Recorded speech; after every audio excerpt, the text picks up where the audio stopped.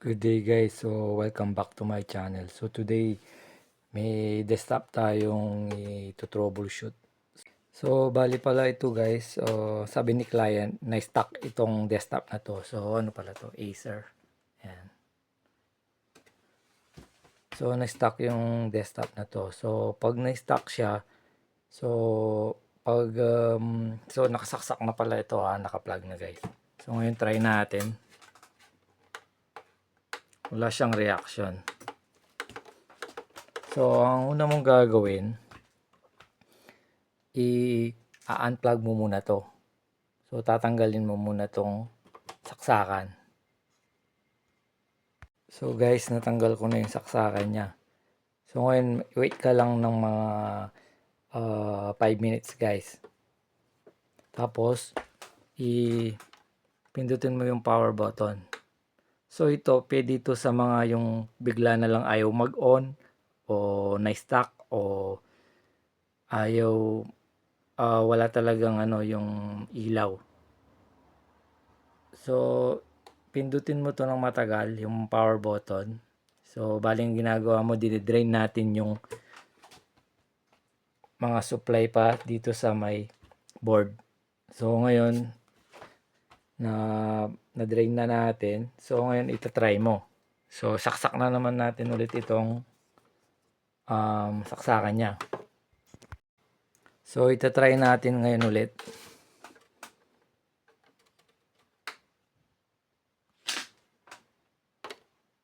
So, walang nangyari.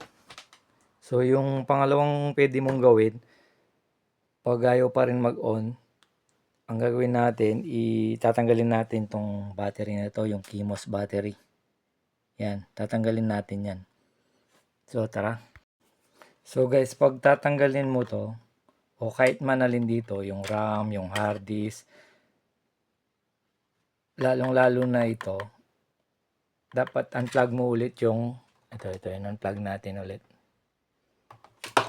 Ayan, plug mo ulit, tapos tatanggalin mo itong CMOS battery. So, ang pagtanggal nito, itutulak mo lang ito. Ito, yung pinaka dila niya ito. Itutulak mo lang palabas. Ayan o, gumagalaw, nakita nyo. Ayan. So, tulak natin pababa. Aangat yan. Ayun o, natanggal na. So, ang ginawa ko, tinulak ko lang ito guys. Ito. Pababa. Ayan o. Ayan o. Ayan. So, pagtanggal naman nito, so, wait tayo wait tayo ng mga mga 2 minutes. Huwag mong ilagay. After 2 minutes dun mo ilagay yung CMOS battery. So guys, after 2 minutes pwede na nating ilagay ito. Pero guys, hindi pa rin naka-plug yung PC natin Kailangan hindi naka-plug 'yan. So lagay natin. So ang paglagay nito, ganun din. Ipupush mo lang 'yon. Ayan. Bali ito, ipupush mo lang pababa din ito. Ayan. So ngayon gagawin natin, try natin. So ipa-plug na natin yung saksakan. Ayan, lagay na natin yung saksakan.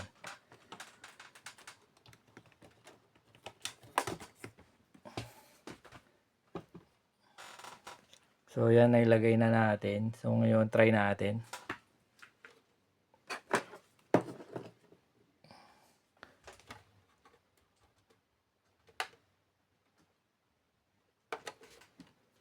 So guys, wala pa rin.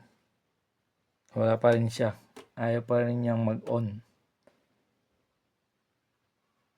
So ngayon ang gagawin natin,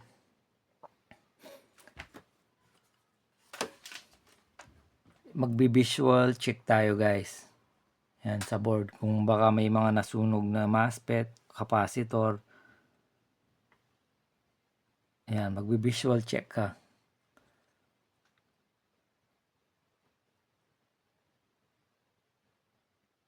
Kung wala naman nasunog o wala kang naamoy na sunog na parts, ang next mong gagawin, kailangan mo nang gumamit ng tester guys.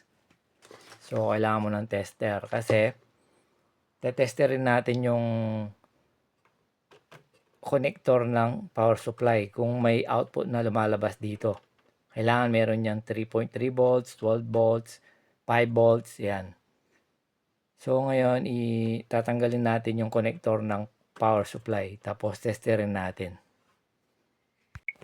So guys, tatanggalin muna natin. So in-unplug ko ulit guys ha. Saan ba yun? Ayan, tanggalin mo to lagi guys. Kapag may gagawin kang troubleshoot dito na may hahawakan ka, kailangan hindi nakasaksak to for your safety kasi yan guys. So ngayon tatanggalin muna natin yung RAM.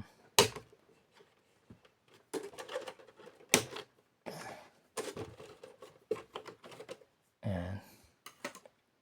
So ito yung saksakan. So medyo masikip. Try muna natin na tanggalin ng hindi. So guys, kailangan natin tanggalin to. Masyadong masikip. Nahirapan ako magtanggal dito. So tatanggalin muna natin ito.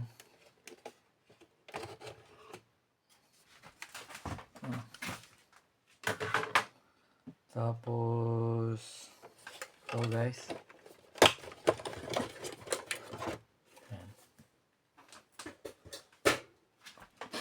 So ngayon, mas maluwag na guys. Ayan. Mas maiging tanggalin guys kasi itong mga to, tingnan nyo. Maikli yung mga wire, baka may maputol pa kasi. So ngayon, tatanggalin natin itong connector.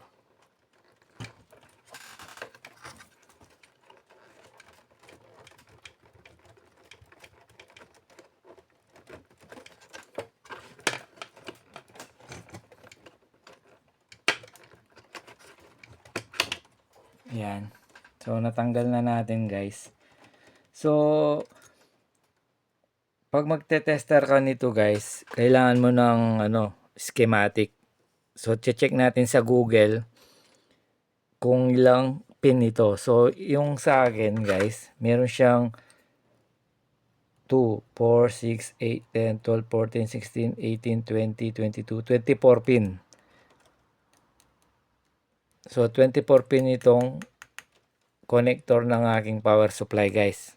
Iba-iba kasi yan guys kung depende yan sa model ng PC mo. So, meron tayong 24 pin dito.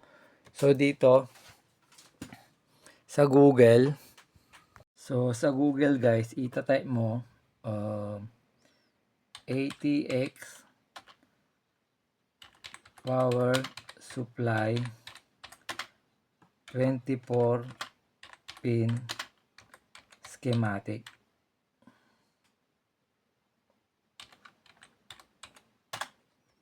Ayan. So titingnan mo yung color coding ng ng desktop mo. Ayan, dito orange, yellow, yellow, orange, orange, orange. So magbe-base ka na lang dyan dito sa Google kung alin yung power supply mo na color coding niya. So titignan natin yung akin, parang ito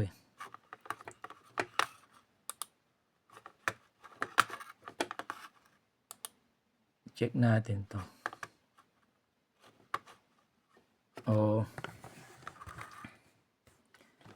Tama, orange, orange, and number 1, positive 3.3 BDC, tatlong orange, tapos meron siyang blue. So yung atin, kung check natin, tama siya, ayan tatlong orange, meron siyang blue, ayan yung nasa taas. So dapat yung dalawang orange meron siyang tatlong orange diyan, meron siyang 3.3 volts at yung color blue meron siyang 12 volts BDC. Common yung dalawang black. So ang sunod niya, may dalawa siyang black. So meron siyang dalawang black, tama siya. So ito nga. Yan. 5 volts yung red, tapos yung pag i-on mo yung PC power supply mo, yan PSCOM yung green. So meron siyang green. Katabi ng green is red. 5 volts dapat yun. So ngayon tetesterin na natin guys. So guys, naka DC ako nakaset ako ng DC.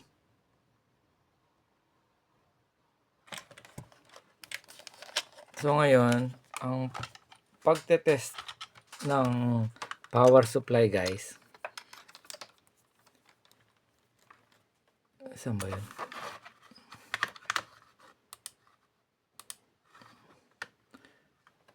Ayan. Kung makikita nyo to, maraming black. Maraming common dyan. Ayan. Yung black wire.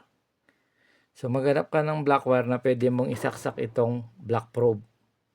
Naka DC tayo sa tester. So dito maghanap ka ng dito sa pin na to. Bali nakasaksak na yung ano ko guys yung power supply ko nakasaksak sa guys. So merong kuryente diyan kaya ingat ka. So dito sa connector maghanap ka ng black wire. Dito doon mo ilagay yung black probe. So dito sa akin yung mas yung hindi ka mahirapan guys yung sa akin nasa taas to. Meron dito sa taas. So ito yan. Ito yan. Sa baba naman dito ayan Number 24 pin yun. Black siya. Common. So pwede nating ilagay ito. Walang kuryente yan guys Yun yung pinaka common niya. So ito yan. Ayan. So ang gagawin mo ayan, ilagay mo lang ng ganyan guys. Ayan, steady. Ayan. So ngayon tetesterin natin. So dito, kita nyo ba? Lapit natin.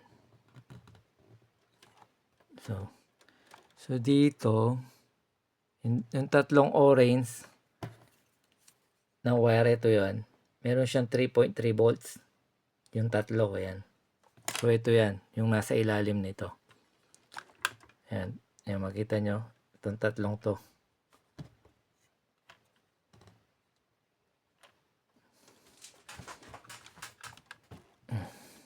So ito siguraduhin yung nakasaksak ito, yung black probe.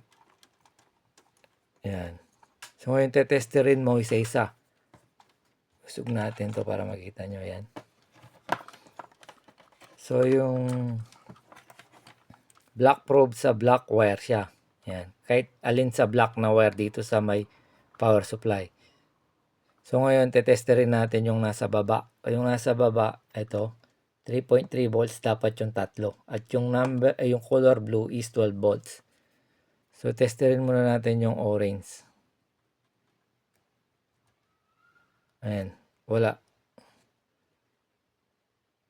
Kita nyo guys, wala siyang detect, wala siyang output. Ayan, dapat yan 3.3 volts. Pati yung isa, yung blue, wala din. Yung 3.3 volts na isa, wala din. Ayan kita nyo. Wala. Dapat yan may 3.3 volts siya. Yung kulay orange. Wala. Yung isa 12 volts dapat wala. So dyan pa lang makikita mo na wala siyang supply, walang output to. So ibig sabihin may problema dito sa power supply. Kasi walang output. Try naman natin yung bandang itaas. Yung bandang itaas is ito yan. Yung yellow 12 volts positive, dalawa. Tapos yung isang orange is 3.3 volts. So try natin yung 12 volts. Ito. 12 volts DC, positive. Yung dalawang yellow, tapos dalawang positive na 5 volts naman na VDC, yung dalawang red. So, saan ba yan? Yan Kita nyo to? Yung dalawang yellow. So, testerin natin yan.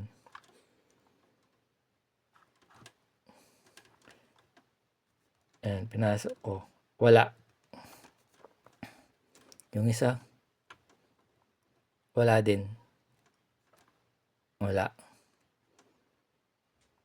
So, ang ibig sabihin niyan, may problema tayo sa power supply. Kung wala kang experience sa pagte-tech guys, wag mo nang bubuksan ito. Dahil wala ka rin naman makikitang, kung capacitor lang ang problema, may makikita kang parts. Pero kung mga MOSFET, mahirapan ka makakakuha nun guys. So, transistor yan, mahirapan ka makakuha guys. So, ang gagawin mo na lang is papalit mo to. Mura lang naman ang mga power supply guys. So, papalitan na natin to kasi walang output tong power supply natin.